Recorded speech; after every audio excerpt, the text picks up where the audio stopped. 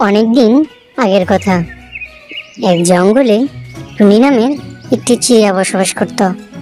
তার প্রতিবেশী ছিল টুনিয়া। তার পাশের গ্রামেই ছিল কালু নামের একটি কাক। কালু দেখতে কালো হলেও তার মন মানসিকতা ছিল অনেক ভালো। জঙ্গলে টুনির একটি আপেলের বাগান ছিল। এবছর টুনির বাগানে অনেক পরিমাণে আপেল হয় এবং টুনি তা দেখতে গিয়ে বলে, এবছর গাছে অনেক আপেল ধরেছে, আর কিছুদিন গেলেই আপেলগুলো পেকে যাবে। এগুলো বাজারে বিক্রি করে এবার অনেক টাকা ইনকাম হবে। এ কথা বলেই টুনি বাড়িতে চলে যায়। এর কিছুদিন পর টুনির প্রতিবেশী টুনিয়া টুনির আপেলের বাগানের উপর দিয়ে যাচ্ছিল।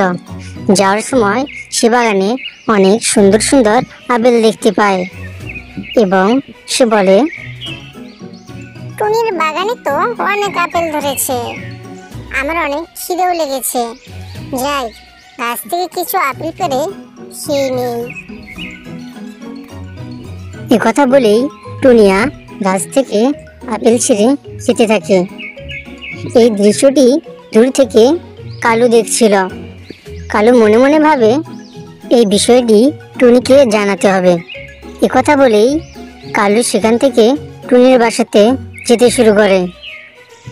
টুনির বাসায় গিয়ে কালু টুনিকে বলে, শোনো টুনি, তোমার গাছের সব আপেল তো টুনিয়া খেয়ে শেষ করে ফেলল। টুনি কালুর মুখ থেকে এ কথা শুনে পরীর দেওয়া সেই জাদুর লাঠিটি নিয়ে তার বাগানে চলে আসে। বাগানে এসে দেখতে পায় টুনিয়া টুনির সব আপেল খেয়ে নিচ্ছে। এই দৃশ্য দেখে টুনি তার হাতে থাকা জাদুর লাঠিটি নিয়ে টুনিয়াকে তাড়া করতে শুরু করে।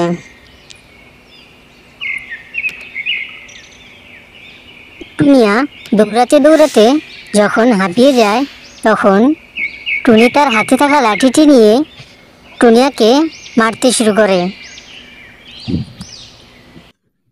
বন্ধুরা, পার্ট 2 দেখতে চাইলে ভিডিওটিতে লাইক করে চ্যানেলটি সাবস্ক্রাইব করো।